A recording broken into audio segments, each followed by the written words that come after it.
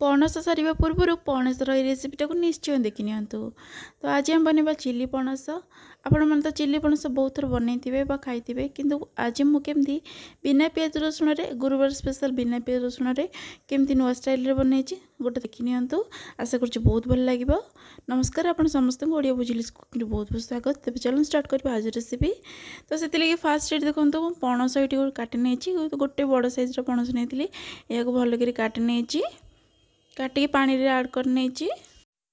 एबे या गोटे प्रेशर कुकर रे ऐड कर नेछि। आ टिके हळदी स्वाद अनुसार लूण ऐड कर देछि। आ अल्प टिके पानी दे देबा। आ या को माने गोटे हाई फ्लेम रे गोटे सीटी दे देबा। जेतु पाकळिया पणस टिके सिझिले ही हमर ये चिली पणस बन्या सहज हबो। तो यार लीड दे देछि। हाई फ्लेम रे रखी गोटे सीटी दे देबा पे छाड़ देबा।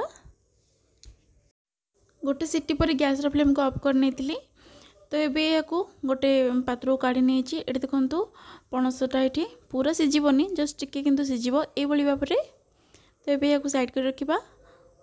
टिके ठंडा हवा पर ये ऐड करके हलदी ऐड करची। देखो 2 चम्मच नहीं, फास्ट गरम मसला ऐड करची। आ गोटे चम्मच जीरा पाउडर, गोटे चम्मच धनिया पाउडर ऐड करची। एबे इथरे रेड चिली पाउडर ऐड कर नेछि गोटे चम्मच। स्वाद अनुसार लूण ऐड कर नेछि। आ भलो बाइंडिंग पे एटी मु गोटे कप कॉर्नफ्लोर ऐड कर नेछि। कॉर्नफ्लोर ऐड कर सरी एको आमे भलो करी देखंतु मिसई नेछे। एबे एको साइड कर रखिबा। एपटे देखंतु गोटे तेल कड़ी बसई नेछि। तेलटा भलो कि गरम हो गेलानी। तो एबे इथरे आमे से पणस को गोटी गोटी करी ऐड करिबा।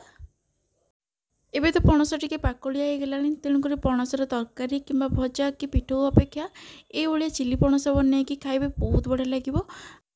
ये देखो कड़े पणस माने जेतिकी गोटे थर ऐड हम से ऐड करची। ये को हाई टू मीडियम फ्लेम रखी छाणी नहीं, पूरा गोल्डन कलर हम जाए दुई पट जाक उल्टी उल्टी ये भल कर छाणी नहीं। ये देखो भल से छाणी हो गलानी। या मुझे काढ़ी नौ ये भाव में सबुतक पणस को आम ये छाणी नवा। ये देखो सब पणस को आम छाणी सारी बहुत बढ़िया सुंदर देखा जाऊँगी। आपड़ चाहिए या पखाड़ साइड एमती खाईपर कि संध्यार टिफिन नहीं पारे। तो ये देखो मुझे गैस ऑन कर आउटे फ्राइंग पैन कड़ईटे बसई से बड़का तेल रु 2 चम्मच खंडे तेल ऐड कर। आउटे देखो 2 इंच अदा को छोट छोट भाव काटिक नहीं, 2टी कंचा लंका को छोट छोट भाव काटिक नहीं। या से तेल ऐड कर टिके समय भाजी ना 1 मिनट भाजी नहीं। एवं ऐड कर गोटे कैप्सिकम को ये भाव में काटिक नहीं, गोटे टमाटो को तार मंजी पटटा बाहर करके भाव में काटिक नहीं।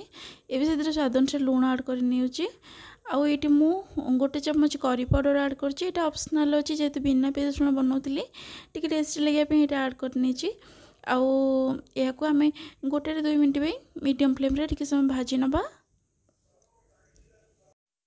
ये देखो गोटे 2 मिनट पर भाजवा पर ये कैप्सिकमटा टिके जस्ट टिके नरम हो गलानी। पूरा नरम करिबानी, ये भाया जस्ट टिके नरम हो जेतबेले सेतिके आमे याको भाजी नबा। एबे एथिरे मु गोटे छोट गिना टमाटो सॉस ऐड करछि। एटा 4-5 चम्मच अछि। आउ 2-3 चम्मच ऐड करछि चिली सॉस ऐड करछि। ए सब को भल करी मु मिसई नेछि।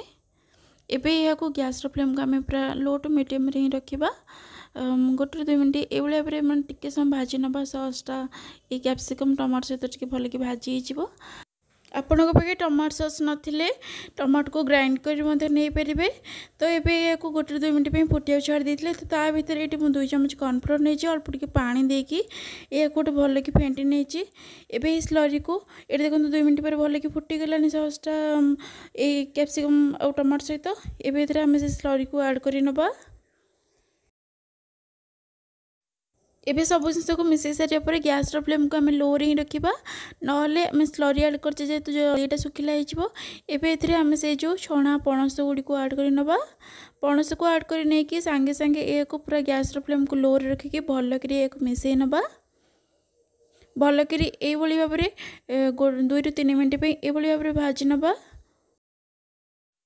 ये देखो फाइनली आमर चिली पणस प्रस्तुत हो गला। तो लास्ट को ये मु 2 चम्मच गोलमरीच गुंड ऐड कर यहाँ को मिसई नहीं। गैस फ्लेम को ये ऑफ कर नहीं। आपण मैंने ये सहज उपाय चिली पणस घरे बनातु बिना पियाज रसुण भी चिली पणस बहुत टेस्टी लगी थाए।